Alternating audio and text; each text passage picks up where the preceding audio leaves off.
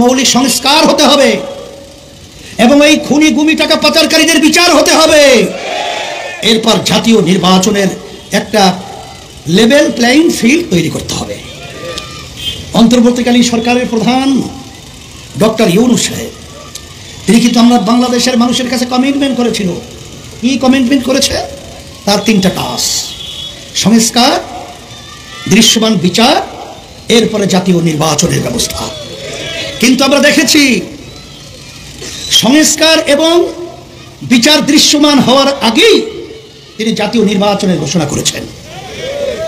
কেন, কি কারণে? এটা বাংলাদেশের মানুষ জানতে চায়।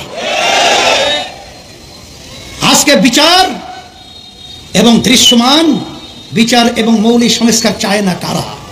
নির্বাচন নিয়ে তাড়াহুড়া কেরা করছে? আমরা দেখেছি যে আজকে যারা নাকি নির্বাচনের ব্যাপারে তাড়াহুড়া করছেন, আপনাদের এই স্লোগানের সাথে ভারতের স্লোগান মিলে যায়। আপনাদের কথাদের সাথে পাশের রাষ্ট্র ভারতের রয়ের এজেন্ডা বাস্তবায়ন হয়। আজকে আমরা দেখেছি যে বারবার আমাদেরকে ধোঁকা দিয়ে বোকা বানিয়ে আমাদেরকে সিঁড়ি হিসাবে ব্যবহার করে ক্ষমতার মসনদে বসে আপনারা আমাদের দেশে টাকা পাচার করেছেন, আমাদের মায়ের কোল সন্তান হারা করেছেন, আমাদের দেশকে বারবার দুর্নীতিতে চ্যাম্পিয়ন বানিয়েছেন।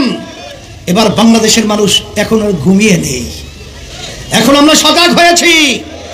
আর আমাদের ঘরের সম্পদ চুরি করতে দেব না, আমাদের সন্তানকে আর মায়ের কোল হারা করতে দেব না। আজকে আমরা একাত্রিত হয়ে স্লোগান তুলতে হবে, ফ্যাসিস্টের জায়গা বাংলার জমিনের মধ্যে হতে দেওয়া যাবে না, প্রতিহত করতে হবে, উৎখাত করতে হবে। এজন্যই পরিষ্কার ভাষায় বলছি, ইসলামী আন্দোলন বাংলাদেশ, আমি অনেক সময় বলে থাকি যে কুমিরকে সর্দির ভয় দেখিয়ে লাভ নাই, কারণ কুমির থাকে তো পানিতে, ওর আবার সর্দির ভয় কিসের? ইসলামী আন্দোলন বাংলাদেশ 1987 সালে প্রতিষ্ঠিত হয়েছে। অদ্যবধি পর্যন্ত একজন এমপি আমাদের সংসদে যায় নাই। এর অর্থ কি? সুযোগ বহুত ছিল, কিন্তু এই চোরাদের, খুনিদের, চাঁদাবাজদের, মায়ের কোল সন্তান হারাকারীদের আমরা ক্ষমতায় যাওয়া সিঁড়ি হিসাবে ব্যবহৃত হই নাই।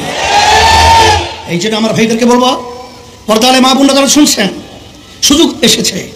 যদি এই সুযোগে সদ্ব্যবহার আমরা করতে না পারি, আমাদের ভবিষ্যৎ প্রজন্ম সন্তানগুলো যখন ইতিহাস পড়বে তখন আমাদেরকে ধিক্কার জানাবেন, আমাদেরকে নিয়ে তারা কলঙ্ক ইতিহাস রচনা করবে।